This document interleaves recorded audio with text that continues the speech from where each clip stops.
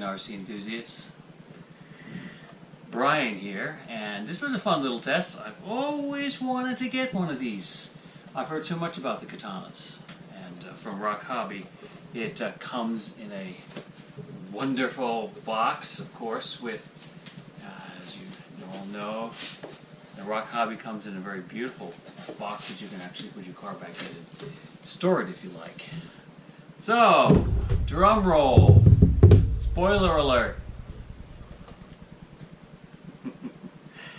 If you know what I mean. In conclusion, the RocHobby is really a good little crawler, although it is definitely springy in its shocks, which I'm not crazy about. I was hoping to be able to get some different shocks for it, that I might be able to put some oil in, but quite honestly, I may just take the shocks off my Panda hobby, Tetra X1, and put them on here. I mean, the shocks on this thing are just incredible. Surprisingly, and maybe not surprisingly to a lot of you, the ESC on this is just too jerky. It's incredibly difficult to control, actually, and really rock crawling. As for speed, though, as you can see in the video from my previous video that I had done with the CR18, the SCX Axial 24, and this, that in high speed it is very, very controllable. But I was able to play around with putting a little bit of grease in these shocks, and it was a lot better. Although as it is a really good crawler. One of the few things I did to it actually was I added, and you probably can't see it, but I will send a picture anyway, I added a spacer on the rear shocks, because the way this thing sits out of the box, the back is a little bit lower than the front. So I stiffened up the rear springs ever so slightly. But again, it really doesn't have much. One of the great things that I really am impressed with was how they put on the steering bar to the servo in the front. It actually goes forward. And this is definitely a chassis mounted servo on this. The turning is much, much sharper than it is on the Panda hobby. So that's rather interesting there.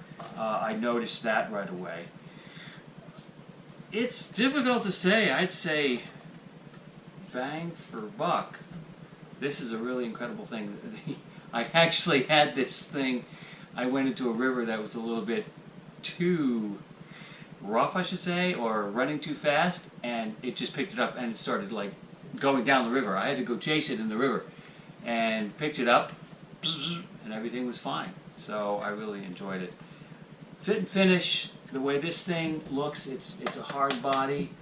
All the little details and everything in this thing are beautiful in the RocHobby, and I really like RocHobby, and I want to follow them a little bit more.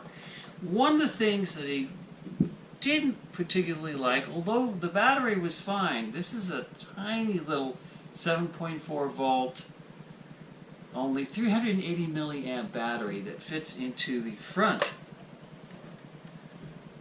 of the RocHobby Katana, way off in the back. All the electrics are underneath here, so you really can't take the body off unless you actually unscrew it from here. Kind of nice, actually. I like that. I get tired of having all these little clips and taking them off and losing them, if you're like me. One of the things, though, that I did like, again, about the Panda hobby was the stock battery can be replaced with a larger one. This is a 700 milliamp battery, and you can put in a 1200 milliamp battery into this.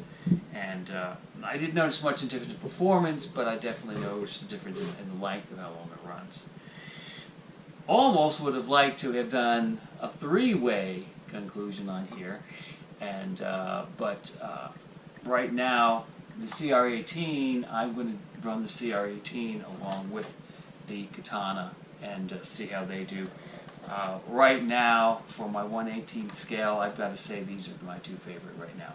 So yes, in conclusion, the Panda Hobby is great for what it is. They both have turn signals, reverse lights, everything else. This flipped over far, far worse than the Katana did. But as I said, what I'm going to do is eventually I'm going to get oil shocks in this thing. And the thing I love about it is it actually has such, fits right into the body. It's very, very realistic. The wheelbase, surprisingly, is not as wide as the Panda Hobby Tetra X1. But this thing still tips over easier. This is a great little RC. It's right now I've seen the Panda Hobby go for anywhere from 125 all the way up to 145. This definitely just came down. It was $180 when it first came out, and I picked this up for $160. So I think you'll have so much more fun with this. I actually had a lot more fun with this. It climbs incredibly well. The tires and wheels, they're beadlock wheels, which is great. And they go in the water beautifully. They come out. You can just squeeze them. The water comes right out. Excellent gripping. These tires are good. I thought that originally that the tires on the CR were really, really good. But now the conclusion to me is that it is definitely the Katana has the better tires than all of them that I've seen. Surprisingly, if you look at the wheelbase, the width, it's very interesting that the CR18 is the same as the Katana, where the width on these two, the Katana is not as wide as the Panda. This, don't get me wrong, this is a wonderful RC. It needs to be either geared down or something in order to be a really good crawler. But as an all-around little machine, this thing is also loads of fun. I love the lighting on it. I love both of these. The lighting, right on the RocHobby, you just push a little button there to turn the lights and turn them off. And then with the Panda Hobby, that was always a big surprise to me how much bigger the Panda Hobby is. The Panda Hobby really feels good in your hand, but so does this one. So does the RocHobby. Also feels good. But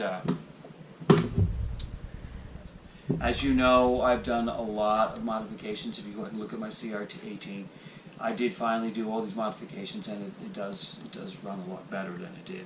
So, hope you didn't bore you too much to death, but the clear winner for me is definitely the Katana. It's just an incredible machine, and I'm happy I got it.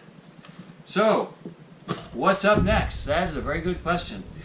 I got a new TRX 4 Bronco Traxxas, and I know there's a lot of videos on there about that, so I'm going to make one anyway because it is a pretty phenomenal machine. I mean, it is really impressive right out of the box, and just like the Katana, just like the Traxxas, you get what you pay for. But then again, WPL makes some incredible products, and I've really enjoyed upgrading those and working on those too. So, signing off, and you have an absolutely wonderful day, weekend, month, or whatever goes on, and we will talk to you soon. Take care. Bye-bye.